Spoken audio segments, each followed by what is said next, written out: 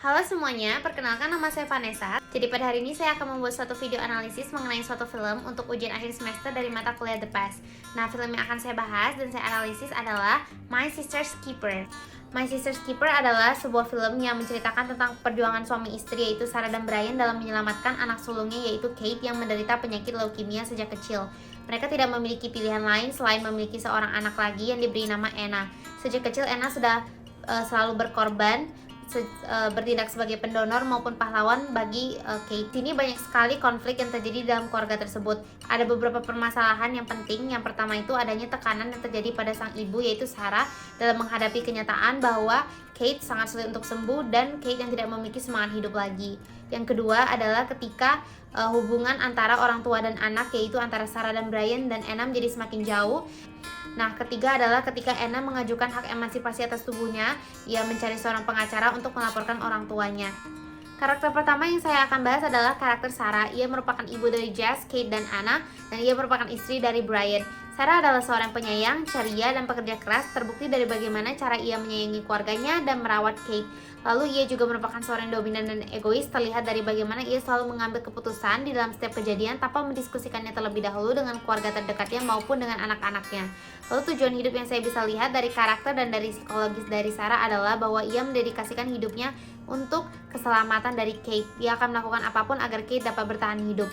Dan untuk kebutuhan neurotik yang terbentuk dari dirinya adalah yang pertama kebutuhan neurotik akan eksploitasi, di mana ia selalu memaksakan Anna untuk melakukan prosedur kesehatan demi menyelamatkan Kate dan demi kesembuhan Kate ataupun memenuhi tujuan hidupnya.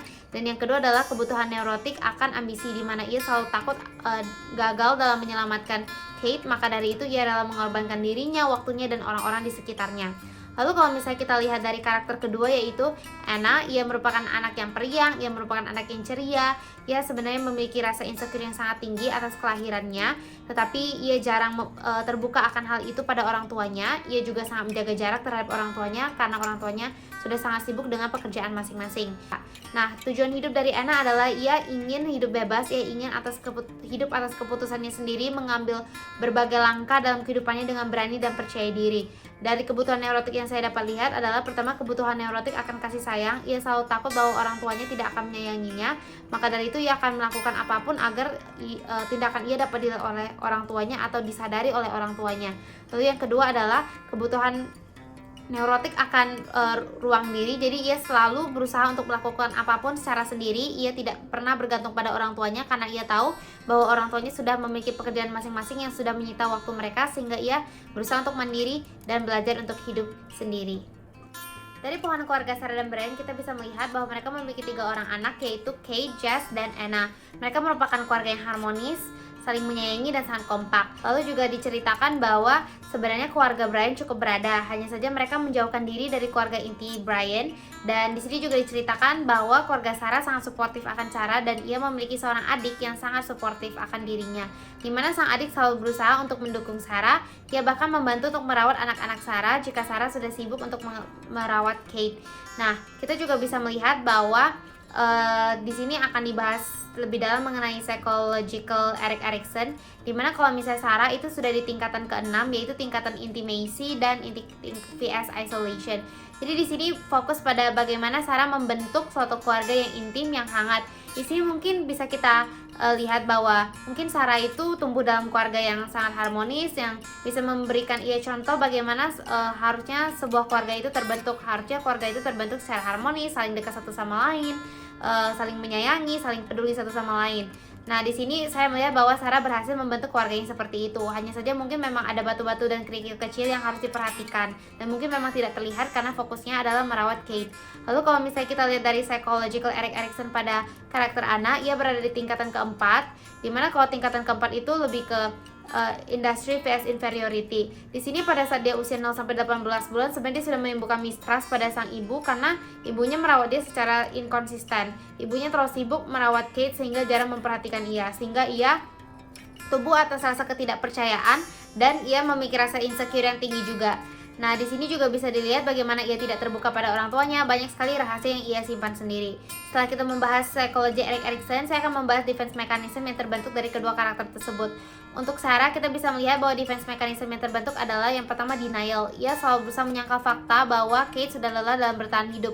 Ia selalu berusaha meyakinkan dirinya dan orang-orang di sekitarnya bahwa Kate masih sanggup berjuang. Padahal faktanya dia tahu bahwa Kate itu sudah lelah. Ia hanya menutupi kekhawatirannya. Lalu yang kedua adalah rasionalisasi. Ia selalu menganggap segala tindakan yang ia lakukan itu benar dan keputusan itu adalah keputusan yang paling tepat, dan ia selalu merasa bahwa segala keputusannya itu lazim, normal. Padahal ia tidak memperhatikan dari seluruh aspek, terbukti dari potongan film yang ada pada saat dia ada di ruang persidangan. Lalu juga kita bisa melihat bahwa kalau misalnya defense mechanism yang terbentuk dari karakter Anna adalah yaitu reaction formation, di mana dia selalu menunjukkan reaksi yang berbeda yang selalu berbanding terbalik dengan suasana hatinya. Itu adalah untuk menyenangkan orang-orang di sekitarnya karena ia memiliki kebutuhan neurotik akan kasih sayang. Film tersebut ia adalah seorang adaptive child, di mana ia berusaha menyesuaikan diri atas permintaan orang tuanya. Ia selalu menjadi anak yang penurut, dan sang ibu berada pada posisi critical parent, di mana ia terkadang-kadang bisa berlaku kasar pada sang anak, di mana ia sempat menampar anaknya sendiri karena ia berusaha menyuarakan pendapatnya.